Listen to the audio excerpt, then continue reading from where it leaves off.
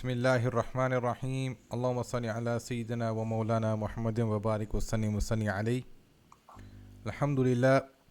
So we've tuned in back today on the topic of domestic violence. Just want to first of all give apologies about the last session. We had some serious technical issues that we were not able to discuss this. And inshallah, we're going to carry on discussing it today. Hopefully, by the permission of Allah subhanahu wa ta'ala, that we have no issues or anything like that today by your du'as. And so, like I said, once again, we tune in today the Voice Box podcast show. And today our topic is going to be on domestic violence. And from the perspective of, from an Islamic perspective in terms of, how can anybody erroneously interpret anything from the religion that can condone such an act erroneously. And the issue of domestic violence has taken place, especially now after this breakout of the rise of the virus. And with the virus also, we've got a rise of increase statistically in terms of domestic violence. And we thought, let's discuss it. With me, as usual, we've got Maulana Sahib Muhammad Imran, Sheikh Muhammad Imran, and he's going to obviously spread some light, give us his knowledge, his wisdom, his intellect, his blessings, his presence, the one and only. Take it, bro.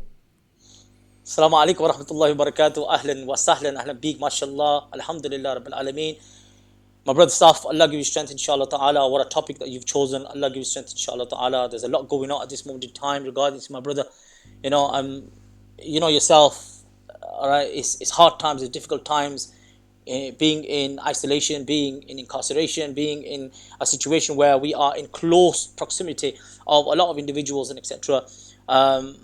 It does make it difficult sometimes, my brother. But alhamdulillah, I think it is a very crucial, very important, very serious, all right, a very up-to-date now here topic that we need to discuss, talk about. And of course, many times when this is discussed, majority of the time we think, it's nothing to do with our community, it's nothing to do with our people. But there's a few things that I'm going to share with you today, inshallah. I know yourself as well, inshallah, in this field. We live in our communities, we live amongst our people, all right? I do not have the habit of, showing our dirty laundry in that particular way. But sometimes there are certain things that need to be discussed and spoken about in a most honourable and respectful way, I think. And let me share something with you, Akhil Aziz. I think, let me be very clear. Here, we're not pointing fingers at anybody. We're not saying you are and we are not. And there's no such thing. We are all in this together, whoever we are at this moment in time, because the subject matter is very personal to all of us. It's very significant to all of us because we are talking about those that we love. We're talking about those that we share our relationship with. We share our most intimate, desires and wants and dreams and secrets with. Do you understand? This is what we are talking about.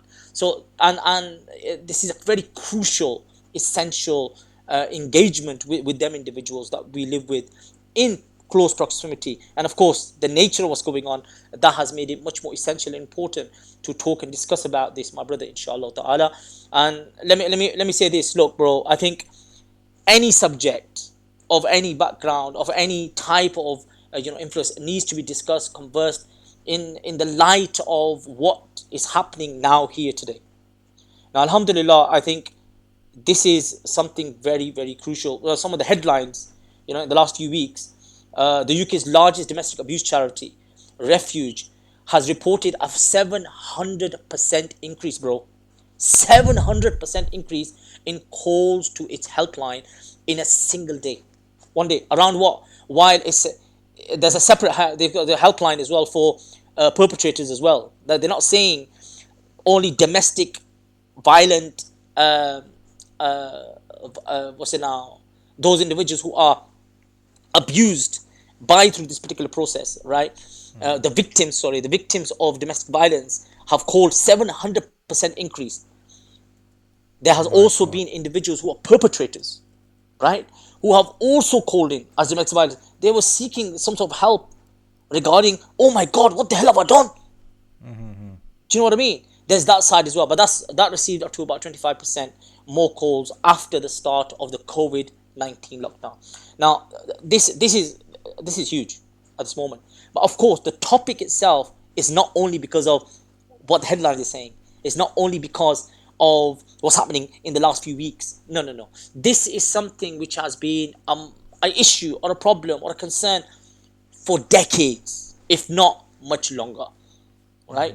And of course, when we discuss certain things, we talk about it in our context, in the context of being in Britain, being in England, being in, in this land, etc. The laws of the land, the religious laws that we partake in, we practice. Okay, we'll discuss and talk about that inshallah ta'ala as we will progress inshallah. Jazakallah bro, Allah give you barakah inshallah. Bismillah. Alhamdulillah. No, thank you very much for that introduction there. I think that was very informative in that sense, and it's quite staggering that how there's been a rise in domestic violence when what's strange is the men, and whether which is from, obviously there's different form of domestic domestic violence. There's different forms of domestic abuse, and there's different types of victims of it. Abuse, children can be abused, partners can be abused, men can be abused, and women can be abused, either physically, emotionally, mentally, sexually. So there's many different forms of abuse, but I think the rise is in violence, isn't it? Just recently, in this time that we're in now, I think the rise Yes, of abuse has been in violent behavior against. Is it more towards female than to male, isn't it? it is. Yeah, it is. In proportionally, it is always the women of the home who are abused, who are the victims of this. Not I mean, saying I that there are wouldn't say no percent. always, innit? There's times when, Yeah, in percentage wise, like for example, what the statistics say, what the natural statistics say, is 1 out of 4 women will be abused. Okay, will go through domestic violence, and I think so. It's 1 out of 7 men. Someone will be domestically abused, and I have got some close friends who have been on the male side as well, right? Who have been victims of domestic violence. But what needs to be understood is, in comparison, when it comes down to domestic violence against women, it's through the roof and beyond, yeah. because there's many different factors behind that, many different factors behind that. A lot to do with how men deal with relationships, how men deal with financial strains, how men deal with homely duties and etc. How men even about how men deal with their own masculinity.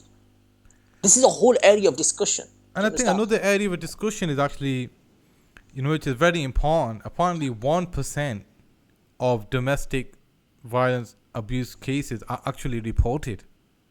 1%. Now, for many reasons, I believe, obviously women will feel like as if, it's going to, disrupt the peace of the house, the conformity of the house. And I can probably imagine some men may feel like as if it's going to be embarrassing to say it's, I'm getting abused. There could be many reasons, many psychological reasons. And, it's very sensitive, and you don't know what people are going through in the sense of when they're going through that abuse, and they have many other things that are obviously attached to their lives that's stopping them from stepping forward and reporting it. But that never solves the problem. Silence never solves the problem of abuse. It never solves it. And the weird thing is, what I find interesting here is that obviously now statistically, it's the victims are more female than male. That's statistically proven. And But that's real, bro. yeah, That's real. that's real. You know what I mean? You know what I mean? It's just not. It's not only a number. You know what the thing is? Inshallah, throughout when we are talking and discussing it, what you will realize is that myself as an individual who works in a particular sector, I come across the perpetrators. I'm being Yeah. blunt with you. I come across the perpetrators, and I work very closely with organizations who work with the victims of domestic violence. Right now, this is real. This is happening. Do you know what I mean? No doubt, there's a What I statistic. find interesting is in the sense of like, obviously men have had to stay home now. Obviously women have had to stay home as well. But men have had to stay home, and I don't. One thing I don't want to do is put it all on the men, in the sense of there's obviously some men are victims as well. It's a smaller proportion, but they are also victims of violence and domestic abuse as well. So, but looking at the majority of the cases, it's men against women. So that's why I'm gonna say about the men, that men have had to stay home now because of work, and obviously like women as well. But and now women have started to get abused, when the reality is men are supposed to be the protectors of women. See, when your men are home, you're supposed to feel protected. And how much of a flip is the order gone, where when the men are home, the women have started to get abused? I mean, how You much know of what? that's just it's just mind-boggling in that one sense. Your family is supposed to feel safe when you're at home. True. When you're at home, your family's supposed to feel safe. They're supposed to feel safe that no intruders are gonna come outside, that from outside, or there's no and your woman is supposed to feel the most protected when she's with her man. One thing, Amir. Do you know who Amir Suleiman is? Amir Suleiman. Yeah, yeah, mashallah. Of course I do. Amir Suleiman. Yeah, we've spent a lot of time with Amir, man. Big bro, man. Big bro, mashallah. And from America, Yeah, yeah, mashallah. I love him. the poet. The poet, yeah. And he's a world-renowned guy, and we spent a lot of time with him on the Virtues tour, yeah. And one thing he said was that a woman, one thing a woman always wants is a man who's protective.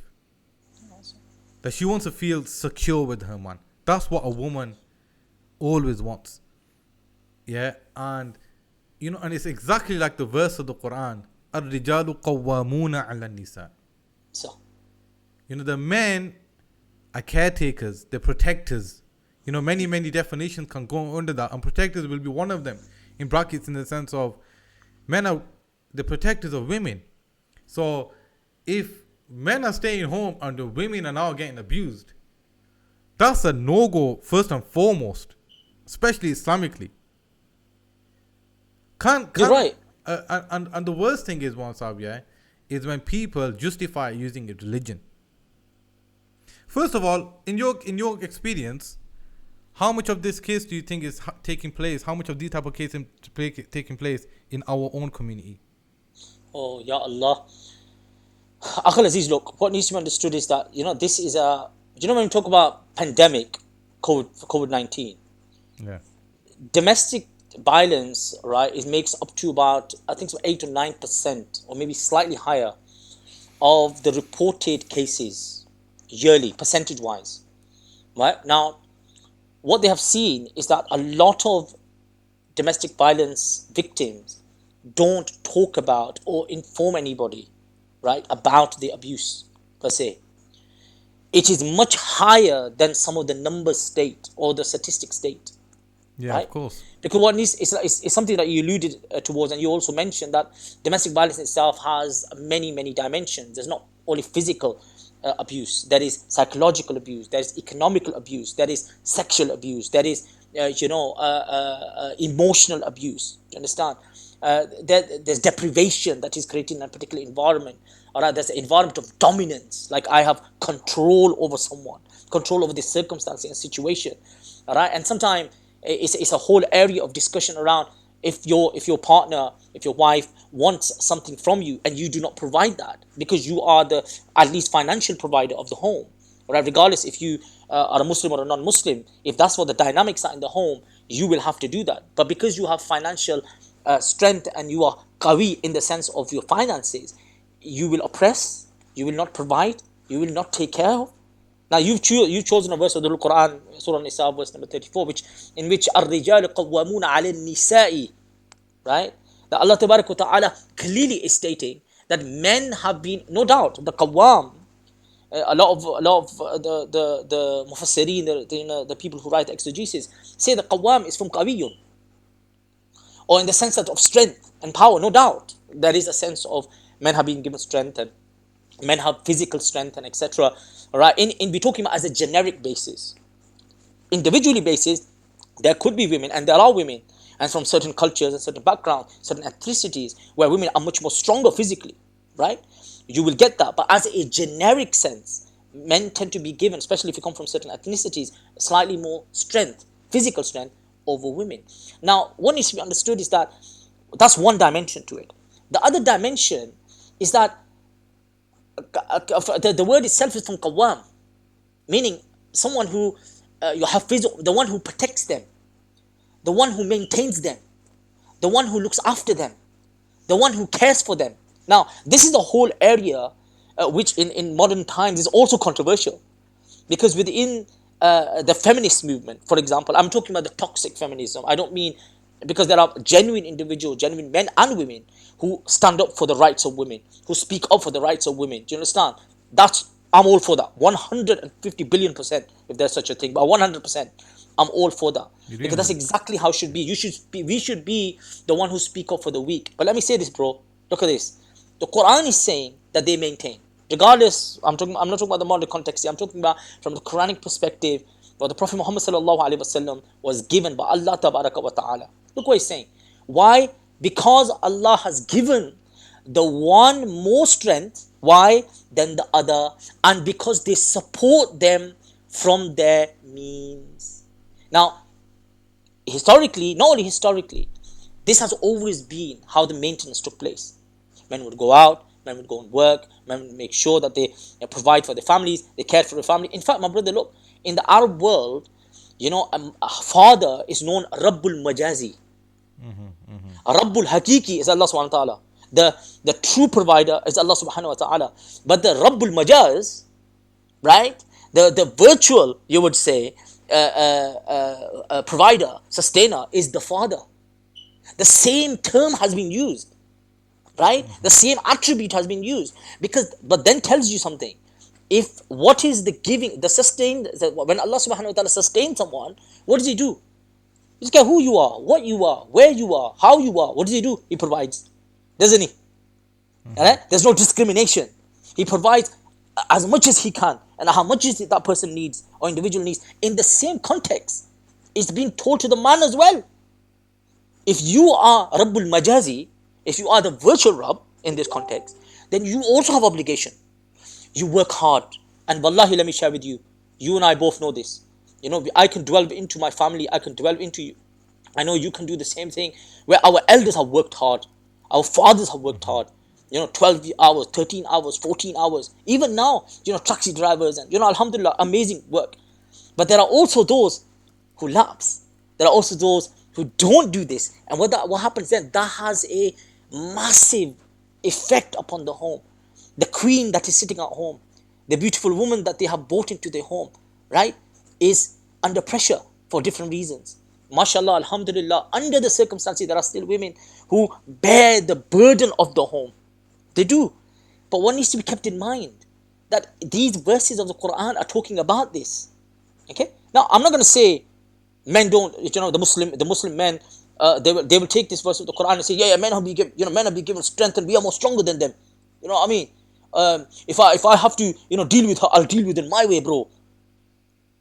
Why? Because I can, bro. You know what I mean? Allah subhanahu wa ta'ala give me kuwwat in it. Yaar, ek minute. 1 minute, bro. Do you really understand that? Do you know what they say? They go, the greatest warrior is he. The one who falls and gets up. Right? That's the greatest warrior. That is not Pata. The greatest warrior is he, according to our tradition, the one who can control his anger, mate. Who can control what? His anger. The one who can control his anger is the greatest warrior. That tells you something. That before you lash out, before you say something, before you mention something, before you utter something, measure it. Think about it. Is it worth it? Shall I do this? Let me share this with you, bro. I know I've said a bit, more than I can, I've got to say around this, because you got to understand this is serious, man. No, and you know what? And the worst thing is when they're trying to use deen to justify it. That is, for me, that makes me cringe. I'm gonna and you know is, and a lot of it is because of, you know, obviously culture. You know, culture. I can remember once, yeah, and I'm gonna share something, yeah. Bismillah. I can remember once I was watching news. It's some Pakistani channel, yeah. I was watching it on TV, and years ago, I'm talking, it must have been at least like, I must have been like 17, 16 years old. So you're talking like 15, 16 years ago. This is before I ever studied anything or studied any classes or anything like that, yeah. And I was watching TV on some Pakistani channel. I think it was Pakistani news or something. And so there was a lawyer, on this channel, and he said a husband, started beating his wife up inside of court in Pakistan. Right? He started beating his wife up publicly, right? And the lawyer goes, he goes, look, he can't do that, to the judge. And the judge said, this is a judge, yeah? And he said, and obviously judge is not a scholar, yeah? And he said, does the Quran say that a man can hit his wife? And the lawyer goes, yeah. So he goes, and I can't say anything. You see, when I watched that, at that time I thought, a man can hit his wife. And that, and that stuck with me. Like, in the sense of, I thought that's the Islamic position. Yeah. And then, obviously, some years later, I started studying Deen. And I came to realize that how far away that was. There's a verse in the Quran.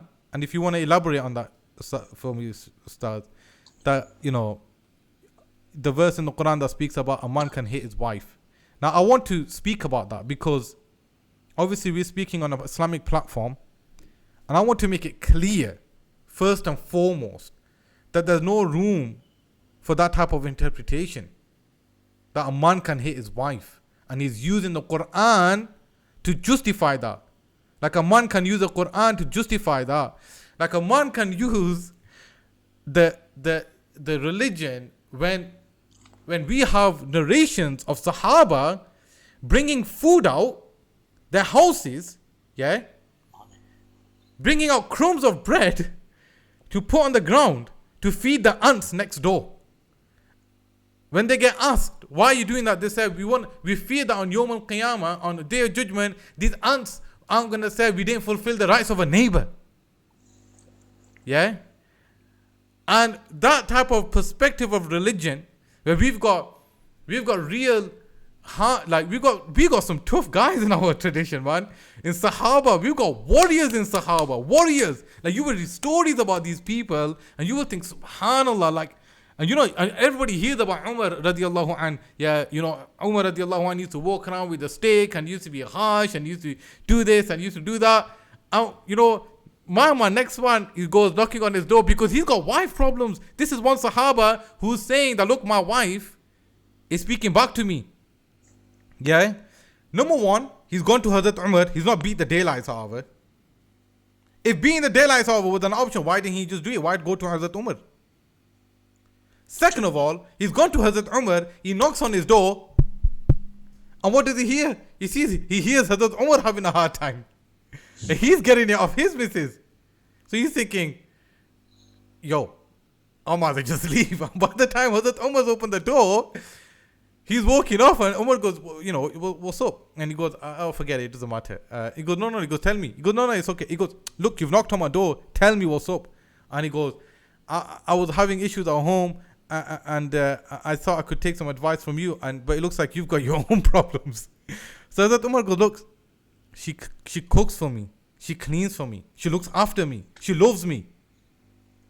Shouldn't I show mercy to her? Shouldn't I be kind to her? And, and the greatest thing is, the greatest interpreter of the Quran, who yamshi Quran, who his character with the Quran, who Quran yamshi bain an-nas. the Prophet sallallahu alaihi wasallam, he was a walking Quran, walking between people. That's what Hazrat Aisha, that's what she characterized him. When she was asked about his character, she said he was a walking Quran. No.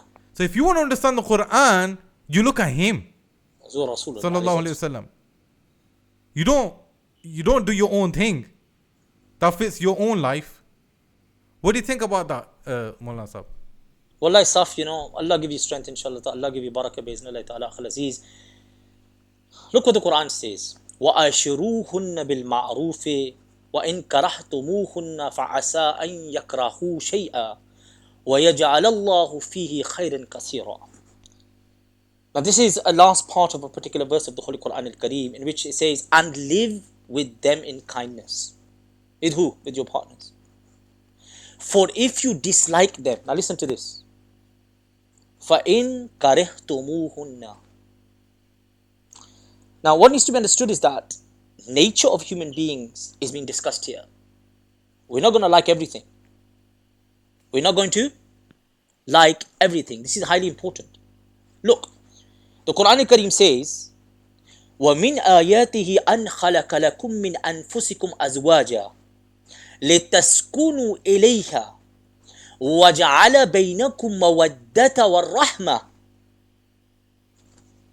Before when you get married, Allah subhanahu wa ta'ala is saying, and from his signs is that he has created for you from yourself azwaja, your spouses.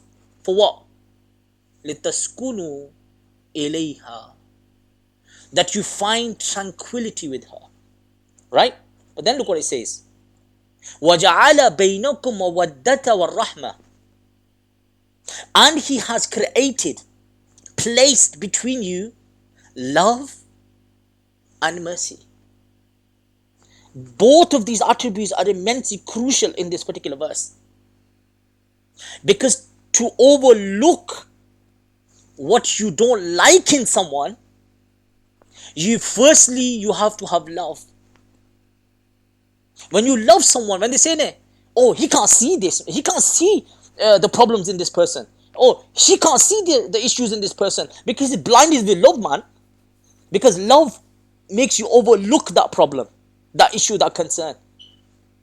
But let me be clear, not all marriages are based on love, are they? And nikah is what? It's a contract, isn't it? Mm-hmm. People get married for different reasons. Maluha, you marry her for her wealth, you marry her for family, you marry for nasabuha, her family, you marry for dinuha, her religion, right? Now, here, the next attribute is so crucial. War-Rahma. And he has placed mercy within you.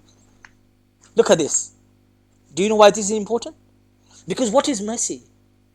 Mercy takes place and is implemented over everybody. Regardless of someone that is close or far, regardless of someone that you like or dislike, you will care for them, you will look after them.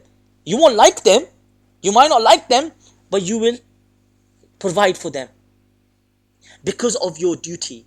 Now, coming back to the verse which I mentioned to you before. Now look at it from that context. Okay, what Allah subhanahu wa ta'ala has created, He's put love, and if that doesn't work, He said mercy. Because let's get this straight, when this woman comes to your home, you gotta understand, she's come from her own house, she's come from her dad's house, her mom's house. She has come from somewhere where she was comfortable. She's come from where she was the Rani. She was the princess. Do you know what I mean? Now you've taken this princess to make her your queen. Now what are you doing? You're bringing her into your home. Right? Many times we're not truthful to ourselves when we bring someone to our home. We fall for their looks. We fall for their wealth or position or money or wealth. Oh yeah, you know what? I want to get that girl. I want to get that man, that boy. Why? Because of the wealth, money, the nice car that they're driving. But we're not doing it for the right reasons. Ultimately, that's what starts to create the friction. But the verse which I put in front of you. For if you dislike them, right? فَإِن كَرَهْتُمُوهُنَّ فَعَسَىٰ أَن تَكْرَهُوا شَيْئًا. Perhaps you dislike a thing. Look at this. This is what Allah subhanahu wa ta'ala is saying in the Quran. Perhaps you dislike a thing. وَيَجْعَلَ اللَّهُ فِيهِ خَيْرًا كَثِيرًا. Allah makes therein much good. In other words, if there is something, one or two wrong with them, remember the promise that you made. Remember where you bought her from. Remember how you brought her to your home. Remember how you promised her. How you said, different beautiful things to her when you wanted to entice her and bring her into your home. Henna? There we said very sweet and beautiful and flowerful, scentful things and statements that we have mentioned to each other. So you will entice her and bring her to your home. And the other way around. Now remember this. Once you have brought someone into your house, then you start getting to know what they are. Until they're not underneath your own roof, you will never know the person. Their habits, their characteristics, their engagement, their behavior, nothing. And when you said, I hope this context makes some understanding what the Quranic position is first. Before something happens, you look at all bases. You clear all bases first. Right? Who you bringing in, how you bringing in, which way you bringing in, keeping in mind love, affection, mercy, compassion, everything. Now, the verse of the Quran that you alluded towards, my brother, the verse of the Quran that you said, that this lawyer said to the judge, that the Quran does talk about this. There is a verse in the Quran, there's no doubt about it. It's the same verse which starts by saying, الرجال قوامون على النساء بما فضل الله بعضهم على بعض. The same verse. Surah Nisa, verse number 34. If you go on, it talks about the attributes of what a woman is first. Right? First, it establishes clarity of what?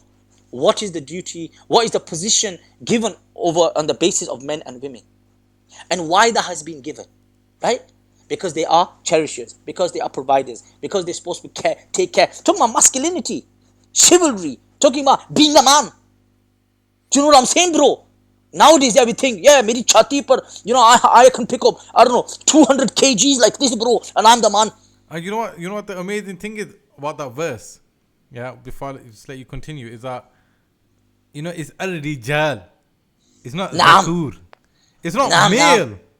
The Prophet, Allah subhanahu wa ta'ala, remember, people are listening, and obviously I'm having a discussion with you, that it's amazing that Allah subhanahu wa ta'ala has not said all, males are, qawamun, are these possessors or whatever over, women.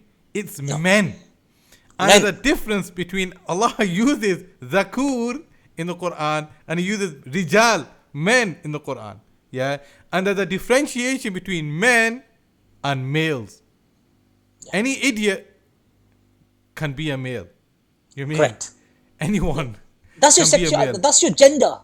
That's what you've been born with. You know what I'm saying? It's an X and Y, bro. It's in your DNA. You're a man. Don't. But 1 minute, when are you gonna step up?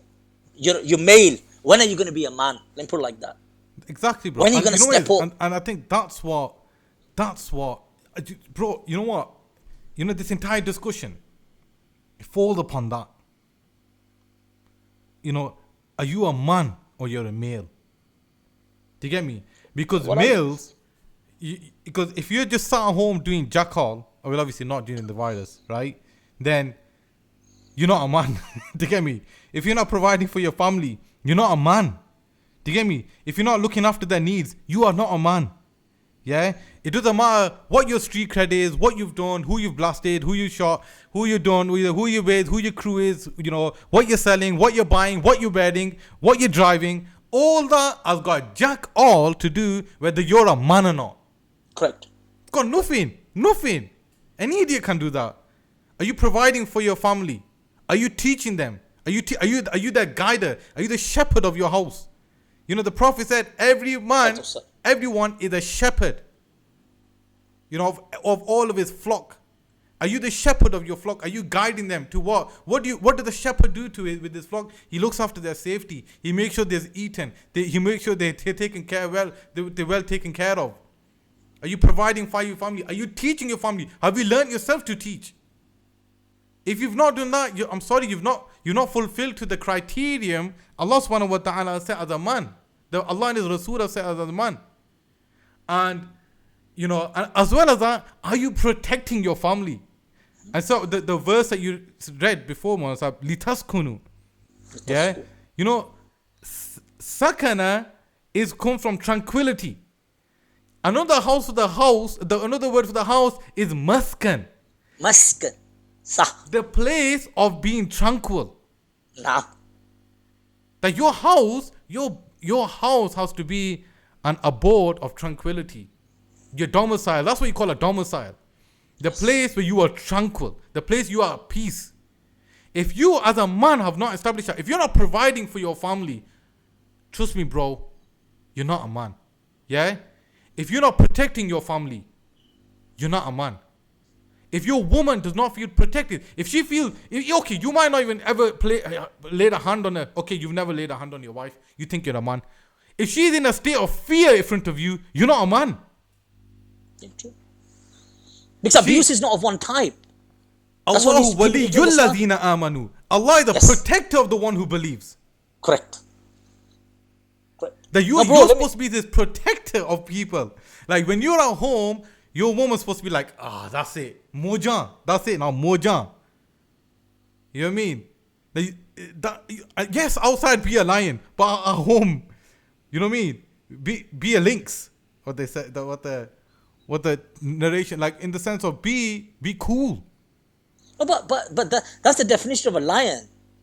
And if you've seen this very carefully, when you look at the behavior between the lion and the lioness, when the lion is at home, the lioness holds the dominance. You're not saying dominant over him, because she appreciates, she knows that he's gone out, he's done his work, he's done whatever. This is why the next part of the verse, we've talked about what men are, the next part of the same verse, فَالصَّالِحَاتُ قَانِتَاتٌ خَافِسَاتٌ لِلْغَيْبِ بِمَا. 1 second. Yeah, it should be okay. Just give it a couple of seconds. Unfortunately, we had good thingy, man. Bismillah. We're on. Bismillah. Bismillah wa salatu ala habib Muhammad Rasulullah alayhi salatu wassalam. Allahumma salli wa sallim ala Sayyidina Habib Muhammadin wa ala alihi wa sahbihi wa sallim. Welcome back, everybody. May Allah give you barakah bi iznillah ta'ala. I hope you have stayed with us. We're very sorry there's been a bit of a technical issue, but inshallah ta'ala, alhamdulillah rabbil alameen, we are back again, inshallah ta'ala. Like we were saying, bi iznillah, that the first, of course, the verse of the Holy Quran al-Kareem establishes what are men, what is required of men, right? What is needed of men, number one. Then the same verse says, okay, now who are women? What are the roles of a woman? Now let me be very clear that in the Holy Quran al-Kareem, Allah Tabarak wa Ta'ala establishes particular roles, requirements for particular positions, right? And circumstances. This is Allah Tabarak wa Ta'ala. Why does He do that? Because He knows us, in our understanding as believers, as mu'mineen, He knows us better than we know ourselves. That's a reality. Now also understand that the verse of the Holy Quran is coming at a time where the relationship between, the dynamics between men and women, right, is stratospheric. Is in the sense that it's completely, even today we say we're very different, men are from Mars and women are from Venus. Do you understand? We have that thing.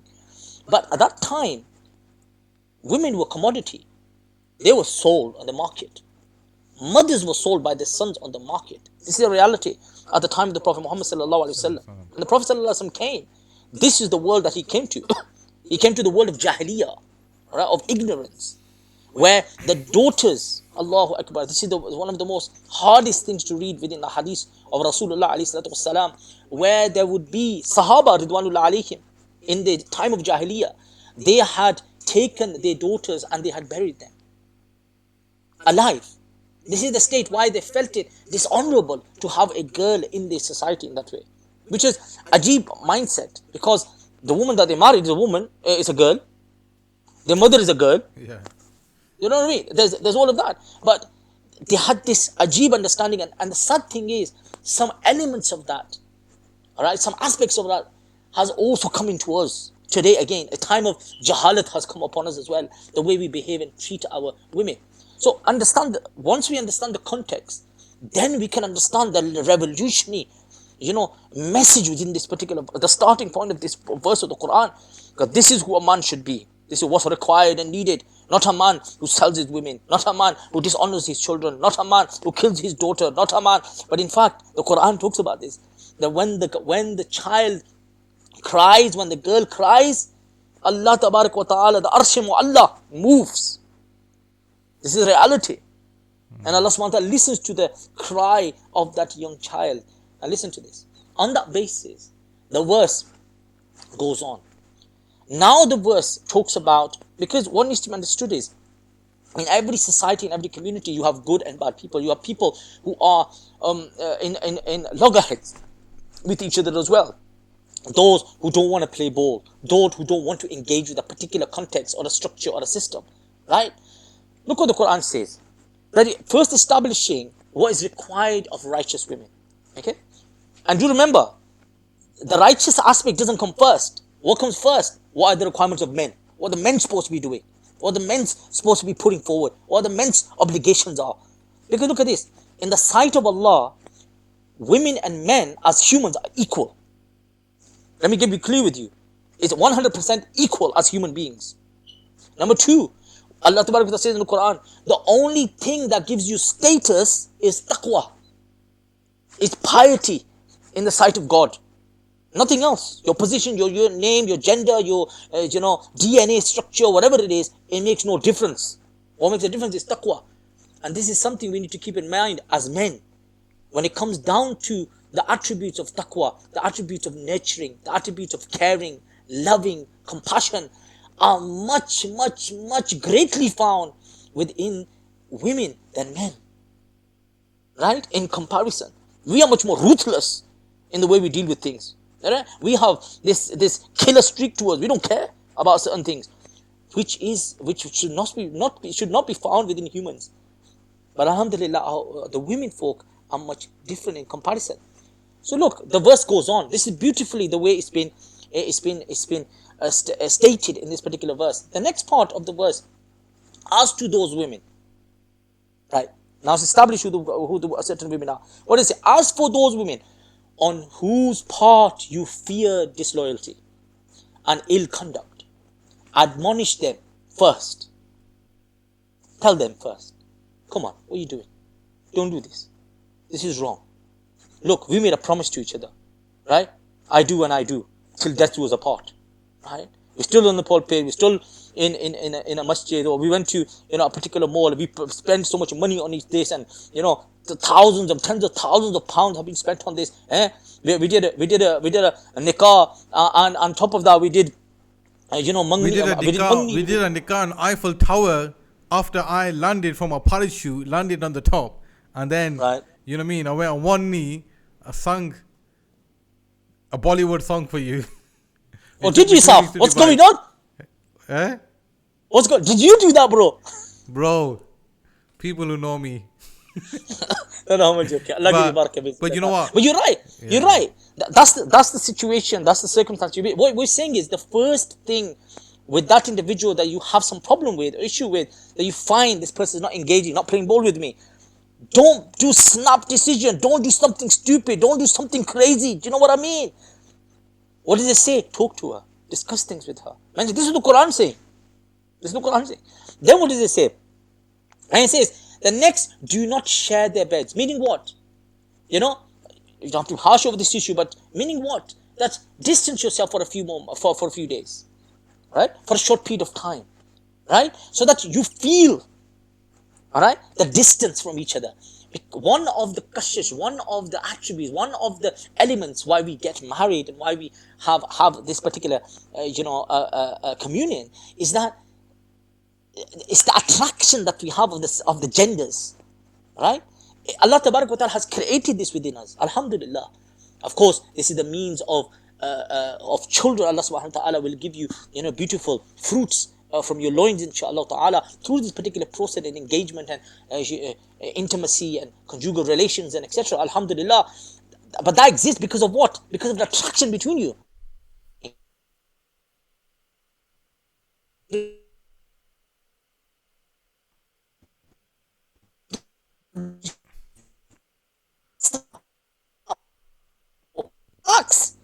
Wallahi, relax. Take control. If you want to be a warrior, control your anger. Right? Take your time. Take your time. Anyway, what is said, then do this, take a distance. Right? But then what is said? And lastly, and this is the resort that is taken. This is the most seen as certain people in certain cultures, certain communities have taken this part of the verse of the Holy Quran al-Kareem and they said, "Oi, Quran ahna ji, aapse ijazat dene ji." Allah, Allah. What does the Quran say? After it says, "Wahjuruhunna fil madaji wadribuhunna." What does it say? Wadribuhunna. And then hit them. Right? وَضْرِبُوهُنَّ ضَرَبَ يَضْرِبُ. And then hit them. Now, the problem here is that straight away people are saying, okay, that's it. I'm going to get my gloves on. 12 rounds, bro. Bring it on. Do you know what I'm saying? Na'uzubillah. Bro, this is not the hukam at all. This is of the least, not the first, furthest thing. Let me share something with you. This was put in front of Rasulullah. Of course, this verse of the Quran, it came from Allah Tabaraka wa Ta'ala. Didn't it? Bro, didn't it?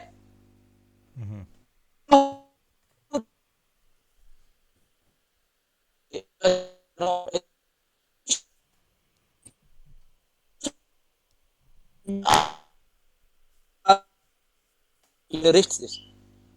That when it gets to this point, if it gets to this point, alright, within the tradition of Prophet Sallallahu Alaihi Wasallam, the hukam is what? The hukam is that you will tap her with the.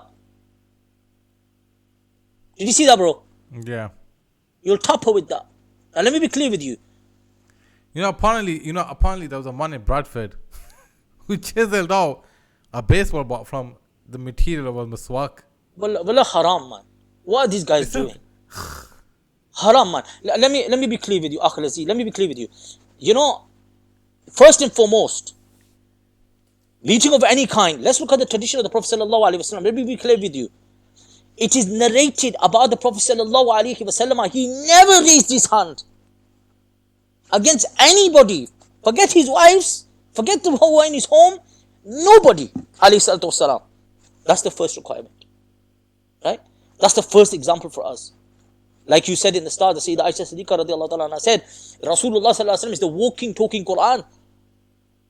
And do remember, look at the context this is being spoken in. Alright? Now, if someone even did this, in reality, you start laughing. You're like, what the hell are you doing? What are you doing? Not like this, not even like this, just like this. Even then, the hukam is there is a particular way. The idea is not to go ahead and go 12 rounds with someone, to harm them, to hurt them, to abuse them, to put so much strain upon their body. And I'm going to talk about that. The effects of the domestic violence upon the physical self, the psychological and spiritual self. Look what it says then, of the same verse. But if they return to obedience, if they start listening to you, if they start getting it, what's going on. And do remember, this is a mutual relationship. It's not one way. Maybe the man needs to look at where he's going wrong. There's a reaction to every action, bro. You understand? This is natural law. There must be a reason why this has happened. Alright? Seek not against them means of annoyance. For Allah is the most high, yet above you all. Great above you all. Allah subhanahu wa ta'ala. Now when you look at all of this verse of the Holy Quran, and then you look at all of the hadiths which talk about this verse, none of them say, in fact in every single one it seems, no, this is the least thing you do. This is the way you do it. If you want to go, this is how you do it. Physical? No. It's the least thing that you see. I'm going to be clear with you. You will come across, mufassirs who do tafsir of this particular verse of the Holy Quran from their own context. I've got to say this again to you. Tafsir is what? Tafsir is at-tafsir Quran bil Quran. التفسير قرآن بالحديث بسنة رسول الله صلى الله عليه وسلم بالآثار. Alright? But there's also tafsir on the basis of time, place. I don't think people are going to understand those statements you said there. Yeah, sorry, I'm sorry. I'm just saying, like exegesis of the Quran, explanation of the Quran is done in different ways. So some verses of the Quran explained by other verses of the Quran. Then there are some verses of the Quran which are explained by the Sunnah of the Prophet, the tradition of the Prophet Muhammad itself. The Prophet explained it. This is what it is. This is how it is. This is why it is. The Quran, Allah subhanahu wa ta'ala is saying it. Then there is tafsir of the Quran, which is actually from the sayings of the Sahaba Ridwanullah alayhim.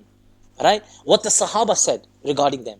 Then, of course, you have other traditions. You have historical context. You have the understanding of time and place. This is what I'm trying to say. There are certain exegesis written in a certain time and certain place. That's an entire discussion on its own in the sense of not interpreting the Quran yourself. Correct. Not picking up the translation and then thinking, oh, look what it says here. Yes, there are verses that are probably about, clear and straightforward. But then there are verses which you have absolutely no business to be dealing with those verses. Correct.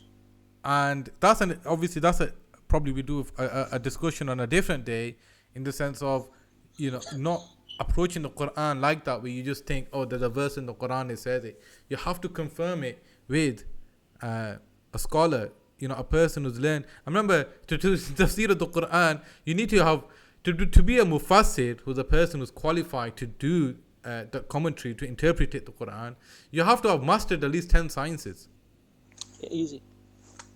Not just Arabic. It's like I was speaking to somebody and he says, brother, I know Islam, I know Arabic, I'm an Arab. And I went, right, that's like saying, oh, I'm a doctor because I'm human. For God's sake, man. Like, you know what I mean? Just because you're an Arab, you think you know the Quran. Just because you know Arabic. No. There's many, many different sciences. I'm sorry to just cut you off there. I just think... No problem. No problem. Allah give you barakah, Akhil Aziz. Safman, you're right, man. You're right. Look at this, bro. What needs to be understood in what's going on here, right? You have to look at the time and place where this particular verse has come, how it has come, and what has happened. And then certain... Tafsir Qurtubi, what I narrated to you, the hadith of Ibn Abbas radiallahu ta'ala anhu, Tafsir Qurtubi, it narrates that. It tells you what does it mean by that, and then he explains it. That is so insignificant. This aspect of it, about Badrabuhunna, is so insignificant, that it should be resolved much before that. Much before that. Right?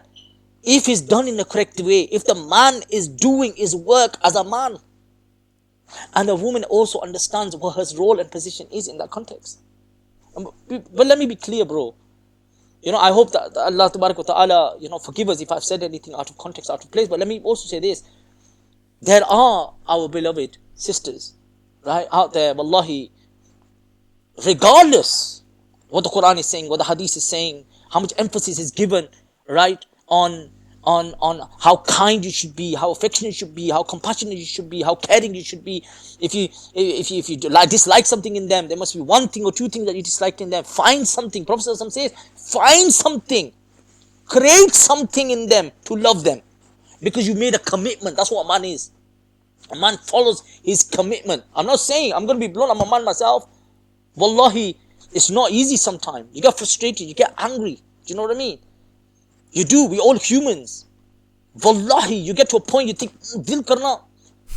But the thing is, I'm being blunt, bro. What I'm saying is, that is where it makes you think, 1 minute. I brought this woman into my home. She is the mother of my child. She's someone that I share my personal self with. As well as that, while I don't want to sub, is you do get marriages that don't work. Do you get me? You do get men that are not once they're foul, I would say men that are incompatible for women, and which means the woman is incompatible for that man. Do you get me? And you do get marriages that, like what Allah says in the Quran, maybe it's best for both of you just to take your own ways, and maybe Allah has khair for you both just doing that. But what I'm trying to say is, there's a process if the marriage is not working. Yes. That's given to you by Islam. It's not, look, Wallah. it's not like, look, I'm married to her, I've just got to stick with her. And now, when I get to my tempo point, I've got to beat her up to get her straight. No, listen. If that's what you got to keep on doing, this woman's not for you and she's not for, you're not for her and she's not for you. Look, there is never a justification for haram. Yes. The most disliked act that, the narrates is by Allah that's not punishable is divorce. Yeah. But worse than that is beating your wife. Worse than that is abusing your wife. Correct. Worse than that is swear. So don't think you're doing some kind of great deed by not that. It's some men, bro. I'm gonna tell you now. Think it's better not to divorce and beat her up. Yeah, they do. Some don't want to give themselves a pat on the back. Oh, at least I'm not divorced her.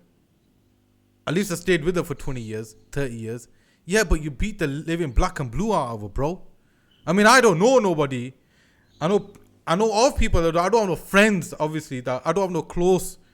I wouldn't have, like you mean. But what I'm saying is, people are like that. People are like that. They would believe that they're doing her a favor by not doing that. And by beating her up instead. Look, there are also cultural stigmas around this. Yeah. Because there are cultural stigma. Oh, talaq dittis. Sharm nahi achnis. Izzat na ko nahi pata ino. Right? See, but the thing is, even though the hadith is very clear about this, that the most disliked lawful thing in the sight of God is talaq. Because when you make a commitment, you got to follow through with your commitment. This is why we ask again and again, are you sure you want to get married to this woman? Are you sure you want to get married to this guy? Right? You have a process in nikah. Because we keep tapping the person's head and psyche. Yeah, lad. Yeah, lass. Are you sure you want to do this? Right? Then if you do, then you are man and husband. A woman and a wife and husband. Alhamdulillah. Right? That's how you become. There's a clear commitment. But look at this. That doesn't mean there is no ijazat in this. There is no leeway around this. That talaq is not permissible. Divorce is not permissible. But let me share something about divorce as well. Akhil Aziz, this is a big problem. This is a big problem. Wallahi, it hurts me. Wallahi, it hurts me, man. It really does. I told you, I deal with those individuals who are when it comes to domestic violence, and I'm going to come to this because we've only touched upon the domestic violence context of a man and a woman. We've not talked about in-laws yet. We've not talked about deprivation the segregation of a person from the home of the in-laws, where they cut them off, right? Or even individuals who get from their sister-in-laws and brother-in-laws and from their kids and etc., from their mother-in-law and father-in-law, and how they will behave towards their daughter-in-law, or the other way around, the son-in-law, right? Who will come from, maybe from back home, right? Now, no doubt, not everybody is the same. That's what someone needs to understand. Not everybody is the same. See, there's a dynamics within the context in understanding how domestic violence works. It's not only man and woman, but because we're talking about man and woman, this is why I'm going to share the next part with you. There's a verse in the Quran, my brother. Surah Al-Baqarah. In Surah Al-Baqarah, the bit that you've just touched on. Because one of the biggest problem is, firstly, the idea, मैं तलाक दूं? मैं अपनी इज्जत ने खिलाफ काम करा? मेरी पूरे कुंभेज को से बंदे ने नहीं देती. And you're right. You are making her go through, black and blue every day. Na'uzubillah, my brother. Do you know what the Prophet said? No, let me say this, my brother. Let me say this. I'm sorry. Let me say this, my bro. You know, Prophet Sallallahu Alaihi Wasallam said, give her food when you take food. You know, Prophet Sallallahu Alaihi Wasallam said, clothe her when you clothe yourself, bro. Do not revile her face. And do not beat her.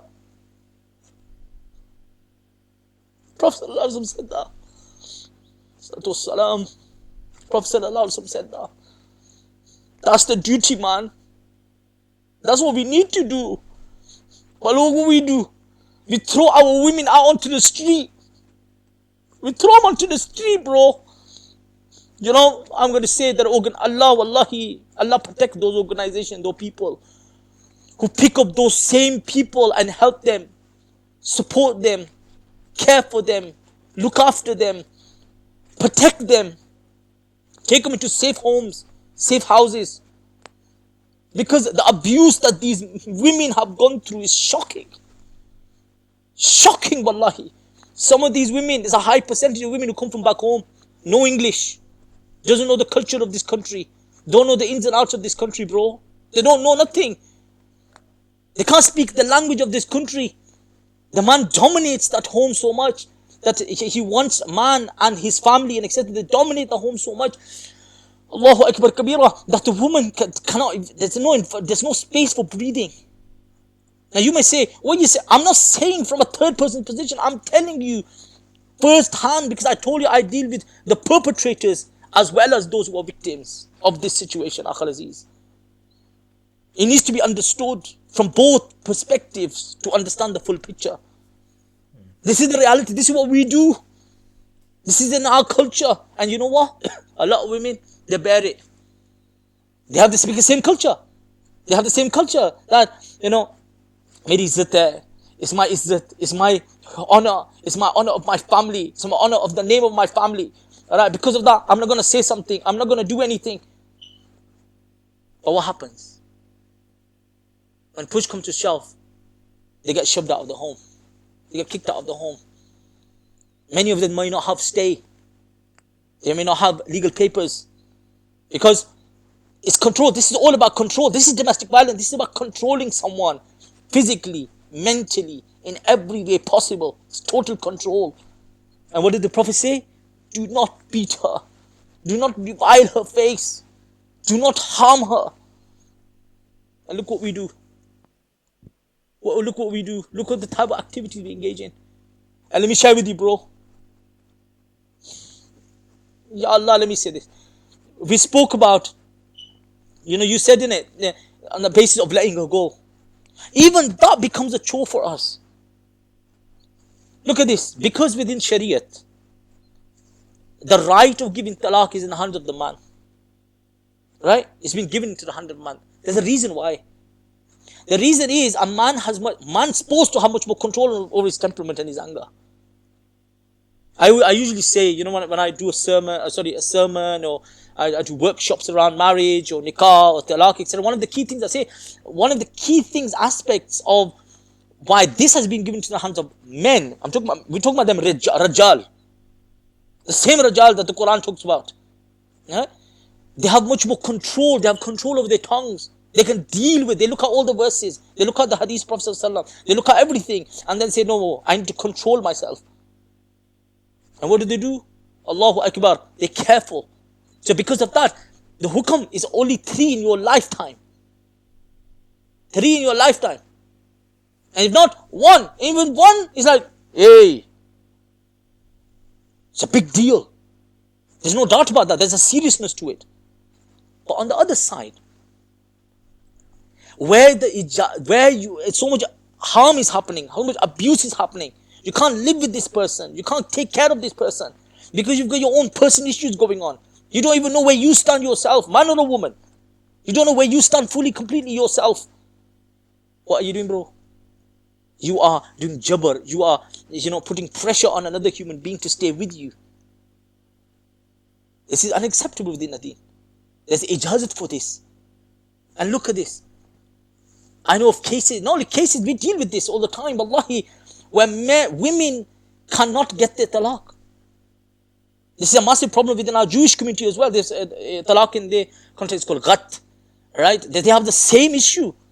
There's high percentage of women amongst them as well that they go to the, Allahumma salli wa sallam, the rabbinial courts and etc., where the rabbis themselves are giving laws and etc. We have the same thing. We have Sharia courts, family Sharia courts.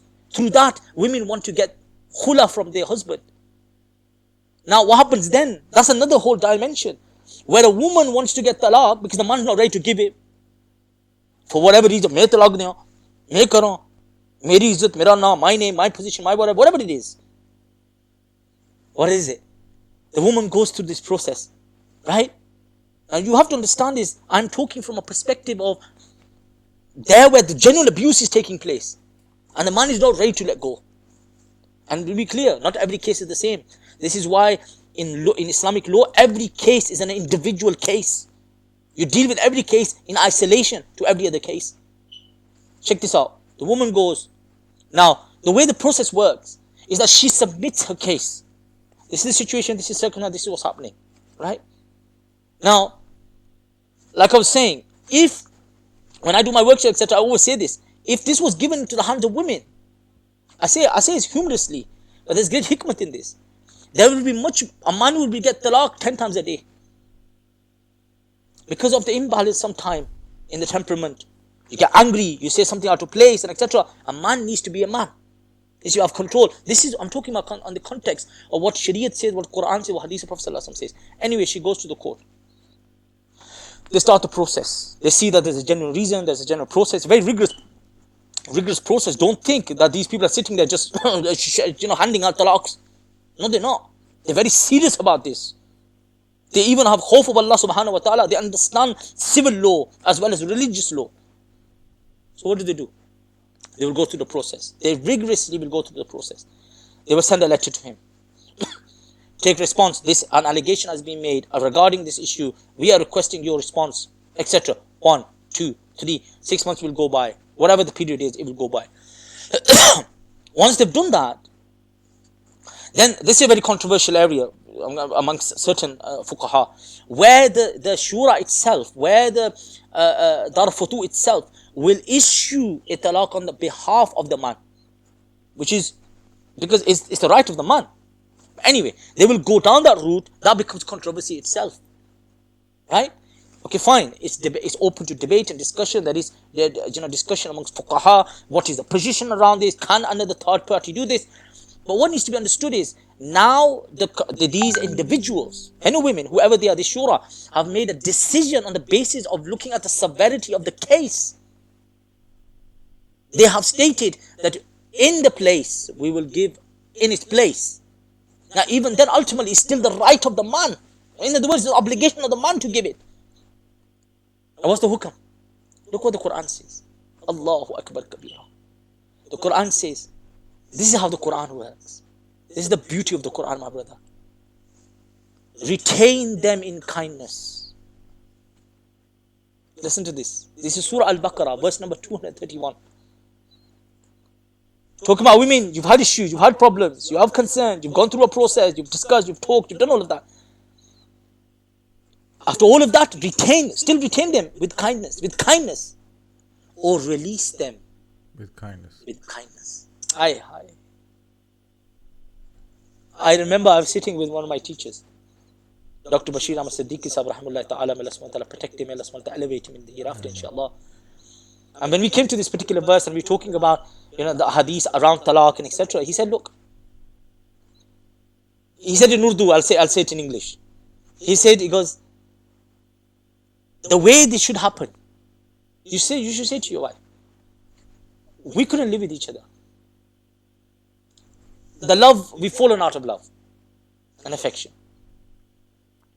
You go your way, I'll go my way. And then he gives a very practical example. He goes, taxi bulao. Call a taxi or call her family members. And buy some clothes like a gift. Give that to her. Because do remember, you've lived a lifetime with her. Whatever that lifetime is. 5 years, 10 years, 2 years, 3 years, 1 year, 10 years, whatever it is. You've shared some very intimate relationships with her. You shared your secrets with her. You shared your wishes and dreams with her. Right? What do? You get her clothes and you look at the animosity, saying, leave the animosity on one side. No one gives talaq easily. But what I'm saying is, leave the animosity on to one side. Do what's right. Be a man. You know what they say? Be a man. Type of thing. I have my own mindset around that is that, we say be a man, but then we don't say what that is. And that puts men in a very complicated situation. But anyway, that's a side issue. What I'm saying is, they come and in a polite and kind way, let her go. Let her go. You can't live with her anymore. You can't take care of her anymore. She can't take care of you. Let her go. But do the right thing towards her. Look what it says. But do not retain them. Look at this. To their hurt, so that you transgress the limits.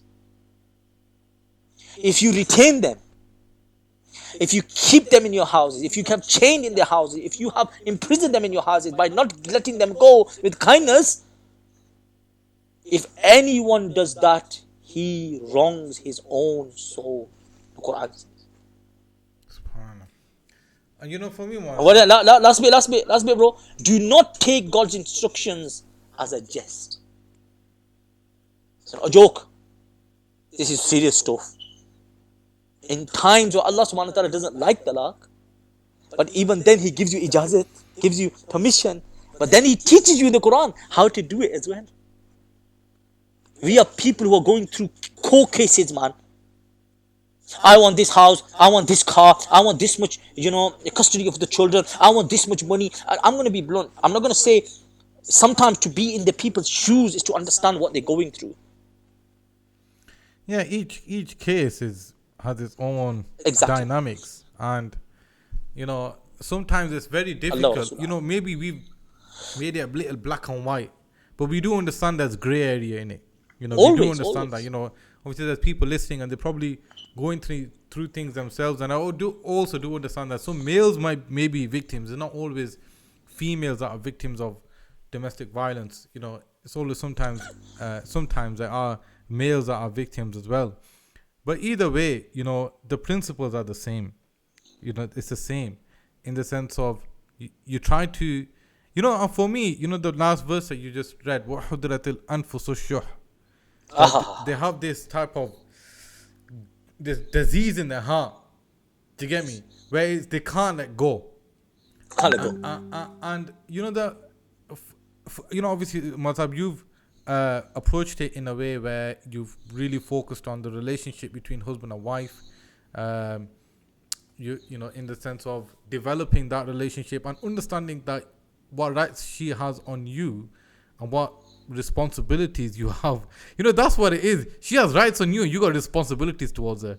Yeah. If And you vice look versa. It works both ways. If you look at the dynamics, it's more that the man's got, like, obviously man has rights, but it's like the Yes. man's got responsibilities, yeah, and the woman's got rights. You know what I mean? Correct. Because really, look, a woman doesn't have to cook for you. She don't have to. There's nothing Sharia that's saying she has to cook for you. Deny it, and like on the day of judgment, she maybe ask for it about it. But by law, a qazi can't, say to her, why are you not cooking? You know what I mean? So if it comes to that, so like, how many things does she have to do for you? There's not a lot. There's not a lot. Yeah. But there's loads of things that are a man has to do for his women and his children and the family. Not just his own women, not just his own wife or wives. By extension, the women in the family, extended family as well, he's got responsibility towards. But anyway, for me, domestic violence, yeah, is obviously you've approached it in the marriage type of issue. I see it more like as if a man, yeah, who has these outbreaks with his woman. Remember, Islam, you know what religion, you know what life is, Sheikh, for me, what life is about is that it's the manifestation of your reality. That's what's just going to take place. What was written on your forehead when you were in your mother's womb by the angels that was written on your forehead. Life is just the unveiling of that. It's just a revealing of that reality of you.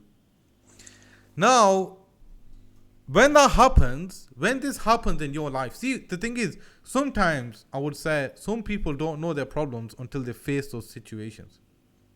Like, you don't know if you're good at football until you've played it. You don't know if you're, obviously, there's many things you don't know if you're good at or bad at, how it's going to be until you've faced those situations in your life. Now, there's a blessing in certain situations. Now, you see, marriage, the point of marriage is, it's going to unveil, it's going to bring out you a side that you never saw yourself before. 100%. You see, because you didn't have a wife, you don't know how it feels to get pressurized into it. At home, you might have had a bit of a chill out life and this and that. And, if you've never been put on that spot before. See, then marriage brings out a side of you that you never knew. Like some people, bro, I know some people that will be like, listen, I never thought I'll ever hit my wife. Do you get me? They'd be like, I cannot believe I ever hit my wife. I never thought I would be that type of person. But she just pushed me to it. She just does it to me. Yeah? And and the thing is, the reality is, what your wife, like the Prophet said, Al-Mu'min mir'atul mu'min. You know, the believer is a mirror to the believer. So, whatever your partner, I won't just specify it just to your wife, but I'll say whatever your partner has brought out of you, basically, that was within you. It was just like it had never had an opportunity to manifest itself. So now what do you do there now? You realize that you've got this problem. First and foremost, step one, it's a problem. Step one. You know all that interpretation that you got of religion and deen and all that, Islam allows me. Now we've just, Maulana Sahib has crushed that argument now, yeah? So get that out of your head. Get that out of your head, yeah? It's a problem. It's fixable. It's not the end of the world. Of course. I'm not saying the day you hit your wife, that day the marriage got to end. I'm not saying that. Or the wife hits you, that day the marriage got to end. I'm not saying that either. Because if you overcome it and realize that, subhanAllah, what have I done? Do you get me? What have I done? Overdone. Who am I? Who am I? I never knew I had this in me. Now, step one, you've done wrong. You know you've done wrong. Call it wrong. That's number one. Call it wrong. Call it what it is. Call a spade a spade. Call it what it is. Say astaghfirullah. You've done wrong. Yeah? Seek her forgiveness. Number one. Yeah? But remember, most people are going to these domestic violence issues. They're in a cycle. They hit them. They say sorry. They make love. They hit, an argument takes place. They hit them again. They say sorry. They make love. An argument takes place. They're in cycles. They're in constant cycles because they're not in a process of purification. See, marriage, it will bring out of you the worst. It's so you can highlight that worst. So you can highlight that, realize that, and turn to Allah subhanahu wa ta'ala. Realize where your faults are. That's been highlighted. Find a strategy where you're going to fix this problem. What is it? Is it anger? Is it impatience? Is it something, what? Because my point is this. The real thing is, the problem is not around you. The problem is yourself. It's within you. It's within you. So you realize you've got some serious spiritual problems. Like we all have. Welcome to the boat. Yeah. Only thing we're saying is, look, you know what I mean? Everybody's having different problems at different levels in their life. It's not the end of the world. It is wrong. It's a clear wrong. Do you get me? I'm talking about, you know what I mean? And then, and I'm saying is, if you can't fix it, then you've got to get out that situation.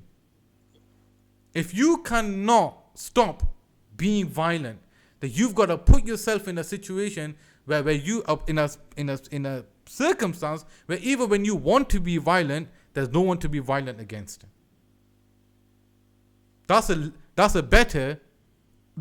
lesser harm than the two. That's a lesser harm than the two. That if you can't control this, and I'm sorry, you can't be with a woman. You can't just be, think that whenever I get angry, I could just lash out, start throwing elbows and knees. It doesn't work like that. Who do you think you are? Do you get what I'm saying? Do you think Allah subhanahu wa ta'ala sent you in this planet to be like this? The last words of the Prophet was sallallahu alayhi wa sallam was an-nisa, an-nisa. Your women. Look after your women. The Prophet said his last words were they've been given a trust among, Allah subhanahu wa ta'ala has trusted you with your women.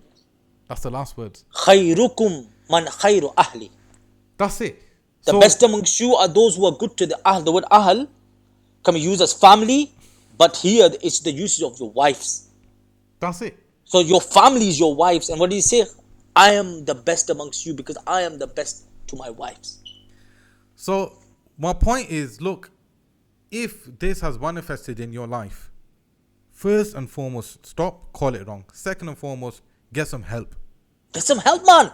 Get some help, because it's not going to go away by itself. Saf, my bro. The victims are on both sides. Yeah. The victims are on both sides. Physical, look, bro, the physical effects of domestic violence, bruises, broken bones, back pain, right? There are people being issued, women who've been pregnant. It's impacted the children, the child in their womb. There's physical aspects of the children observing this, seeing this, traumatized by this. We don't see this. We raise our voices in a particular way. We shout, we scream, we throw stuff around, we harm, we hurt. We think we just, expressing our feelings or whatever they are. I can say whatever I want because, I can, have freedom of speech or whatever. But we don't see the impact. We don't see the effect. And the point that you're making, bro, is hard. Oh my God, it hits home. The psychological consequences, the depression, loss The of worst thing hope is, in you the know, the future. people who are actually doing it, they're not happy either. إِنَّمَا الْبَغْيُ عَلَىٰ أَنفُسَكُمْ. That, your Yes, oppression is only harming yourself. it's helping yourself. And so, Look, 25%. What did that say? I just told you the report in the start. 25% of phone calls that came to refuge, right, which supports, people of domestic violence, other type of, traumas and etc. issues.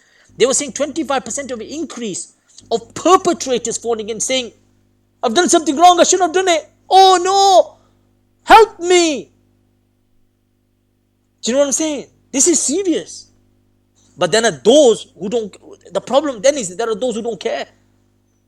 What we're and, saying and is, those that don't care, yeah, to be honest with you, what I've seen is they were probably victims of it at some point of their life. Allah na kare. And the thing is, remember one thing. And now, obviously, we want to start concluding this discussion now. But remember one thing. Just because it's not your fault, it doesn't relinquish your responsibility. I.e., look, you may be being a victim of abuse yourself at some point of your life. But it does not, and that's not your fault. That wasn't your fault. And I get that. But it doesn't relinquish your responsibility towards other people. That's crucial. Just because wrong was done to you, it doesn't give you license to do wrong to anyone else now. And brother, let me share with you. Statistically, this is a fact that majority of abusers, abused people don't become abusers. That doesn't happen. It comes out in a different way. Some become the right opposite. Yeah. They become cherishers, they become carers, they become loving, because they realize, I went through that, I don't want anyone else to go through it. Exactly. Do you know what I mean? Become from those. And if you can't do it yourself, God, come on. If you can't do it yourself, get some help, man. That's it. Get some help. And let me honestly, share. That was step 2. Get some help. Look, we've got a comment section. Maulana Saab, he's accessible. I'm accessible. If you need help, we can find you help, right? But remember, the option of continuing is not an option. I'm sorry, that's not an option. That's not an option. That's why you got to tell yourself, listen, violence is not an option. And then, if you cannot stop, if you feel like as if you can't stop, you need to get somebody to arbitrate between you and the victim.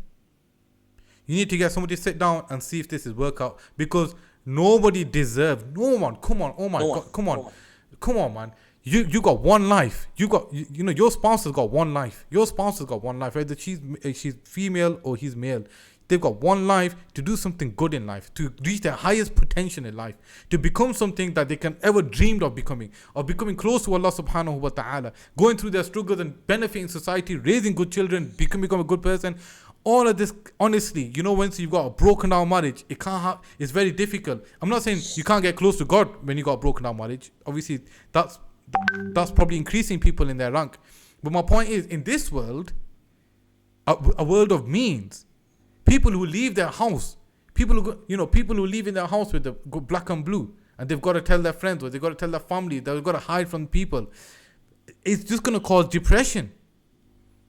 And then that manifests on the children. The children grow up and they become, because they've seen all this, they're gonna result and they're gonna become foul people because of that. There's a chain effect in so many dimensions, honestly. Like Allah said, look, get somebody to arbitrate, get somebody to sit you down, and if it don't work out, and if you feel like as if I cannot stop, then I'm sorry. Yeah, I am sorry. It doesn't matter how much you love her. It doesn't matter how much she loves you. Correct. You're Nobody volatile together. deserves to be in a situation where their home is a place where they're feeling least safe. I'm sorry, that is not acceptable. When you get home, what did they say, innit? Yo, home safe. That's it. You mean when you're home, you should be safe. That's it. I'm sorry. Look at the spouse next to you. Have you ever touched her? Have you ever touched him? Say astaghfirullah. Okay, I could understand. You know your marriage better than anybody else. If she's forgiven you a long time ago, whatever, say astaghfirullah. No, astaghfirullah. Bro, let me say something else as well. It's not only the physical. Yeah. It's mental. It's Mental as well, psychological. yeah, exactly. It is economical abuse. It is deprivation. It is all different types. If you and I are getting up to this sort of activity, shake yourself. You're in Ramadan. You're in the month, the most blessed month, my beloved. If you couldn't do it before, try it now. Wallahi, if you do it now, for your efforts, Allah will increase you by hundreds of times. Do it. And let me share this, bro. Talking about help. Women's Aid does phenomenal work, bro. Phenomenal work. At every level. They keep Have they got a mind, website? They got a website. Yeah, I don't have the website at the moment. We'll put it up, inshallah ta'ala, in our YouTube message and everything, inshallah ta'ala. We got an organization called the Pankhurst Center Manchester. Sorry, can you repeat that again? Pankhurst Center in Manchester, right? Okay. MashaAllah, phenomenal type of work they do with women who have been abused, people with domestic violence, women who have left home, women who have been thrown out of home, women who have so many other issues of concern that are going on. We have an organization in South Manchester, Muslim organization, MashaAllah, give them protection. They've been working tirelessly for the last, I don't know how many years. Sheikh Nazim Helping Hand organization. I tell you, my brother, they do a phenomenal piece of job. Every day, they try the most. Every single day they go out, they help those women. They help anybody. Their organization is very simple. Who wants help will give you clothes, food, whatever it is. But because of Ramadan, they're going out to these particular women who have been harmed, who've been hurt, who've been kicked out of their homes, who've got nothing on their name. They will give them clothes, they will give them food, inshallah ta'ala. They'll support them, help them as much as they can, inshallah. They are doing a phenomenal job. Allah make easy, inshallah. In Bolton, local place, they have something called Fort Alice, Refuge for Domestic Abuse Victims. And something on a national level, another Muslim organization called Muslim Women's Network. They do an awesome job with women. They help them, support them, care for them, aid them, whatever they need, that support and help. And let me say this to you. This is last week's hashtag. You are not alone. Hashtag you are not alone. Right? You are not alone. You might be sitting in your home. You might be feeling isolated. You might be feeling no one's listening to me. You might be feeling no one cares for me. We care for you. You are our brother and sister in humanity. We love you. But you need to speak up. If you're not going to tell anybody, if you're not going to say to anybody, we don't know what you're going through. There are people out there, there are organizations out there, there are amazing individuals who will go out of their way to support you. They will help you as much as they can. And do remember, a person can only be helped who wants to help themselves. This is important. You have to bring it into yourself. I need help. I need help. If you need help, we will help you. Wallahi. Allah give us tawfiq, Allah give us strength, especially these organizations, phenomenal organization, do a phenomenal job in the silence. We talk about silent heroes. Once again, I'm going to say, the key workers and the work that they're doing at different levels, wallahi, amazing. But these are also silent heroes. who completely in the shadows help and support people who are completely trodden, completely harmed, completely who have nothing on their name. Those people who've been affected by domestic violence, different type of abuse, different type of hurt and harm, they help and support them. Hashtag you are not alone. Hashtag you are not alone. Jazakumullah khair for that, Maulana Saab. That was more than enough resources and websites and contacts given there.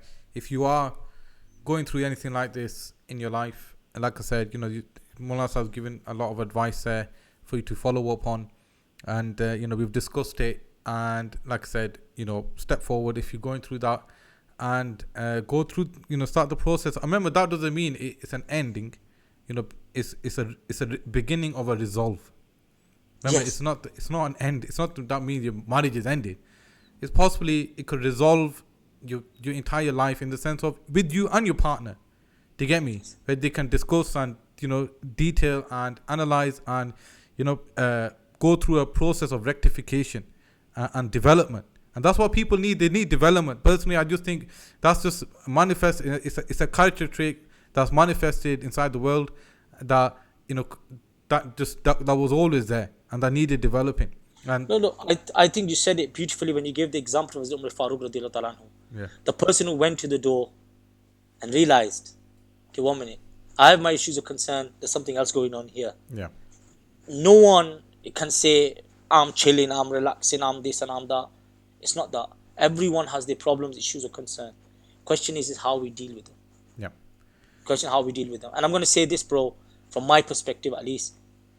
Keep in mind, this is the person you promise to keep safe. Look at your spouse.